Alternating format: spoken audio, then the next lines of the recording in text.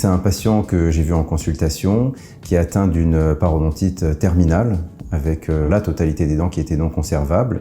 Et la grosse difficulté, c'est qu'il y a des édentements qui n'ont pas été compensés depuis plusieurs années.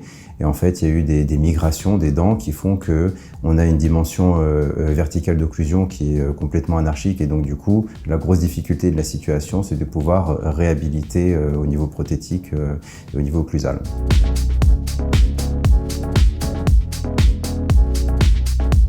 Malheureusement, quand les dents sont atteintes de manière terminale au niveau parodontal, on est obligé de se séparer de l'organe dentaire.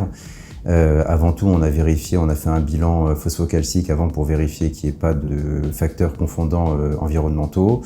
Et donc voilà, on va partir sur une réhabilitation bimaxillaire avec 6 implants maxillaires et 6 implants mandibulaires en mise en charge immédiate. Mon travail, c'est de faire le projet prothétique, donc de savoir quel va être le futur sourire du patient. Et c'est vrai que vu de là où on part, c'est quelque chose qui est assez compliqué à prévisualiser.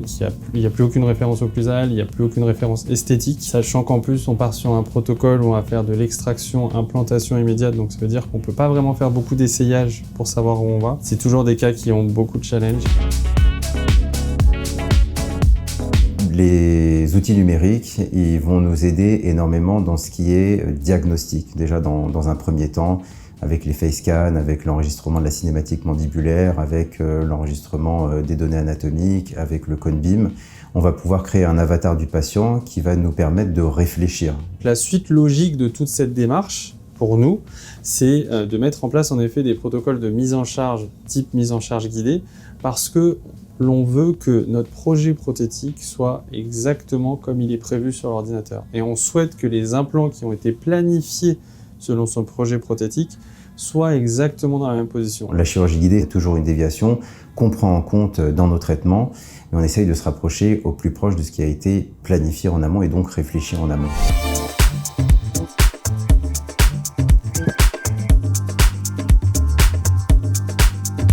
Le challenge principal que j'ai eu à relever pour traiter ce patient, moi déjà, ça a été de savoir quel était le rapport intermaxillaire reproductible. Et une fois qu'on sait sur quel rapport intermaxillaire on va partir, on le confronte à l'esthétique. Une fois que j'ai ces deux éléments-là, on fait le montage, on fait le wax-up, la simulation virtuelle de son sourire, et après ça roule tout seul. Le flux de travail qu'on utilise, qui est entièrement numérique pour notre part, il a pour but justement de faciliter la mise en charge immédiate comme la prothèse d'usage.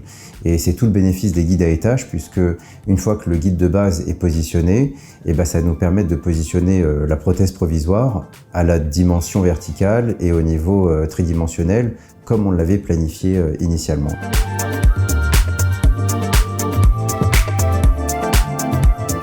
Les bénéfices de cette trousse de chirurgie guidée, c'est le fait qu'on ait des forêts qui soient autoguidants. Donc d'un point de vue chirurgical, ça nous permet de ne pas utiliser de cuillère et donc d'augmenter la précision des chirurgies guidées et la mise en place de l'implant qui peut se faire totalement guidée. Elle est assez ergonomique du fait des codes couleurs qui sont assez pertinents, et puis on a vraiment un chemin fléché dans la trousse de chirurgie guidée qui est assez intéressante pour les chirurgiens novices, même comme expérimentés.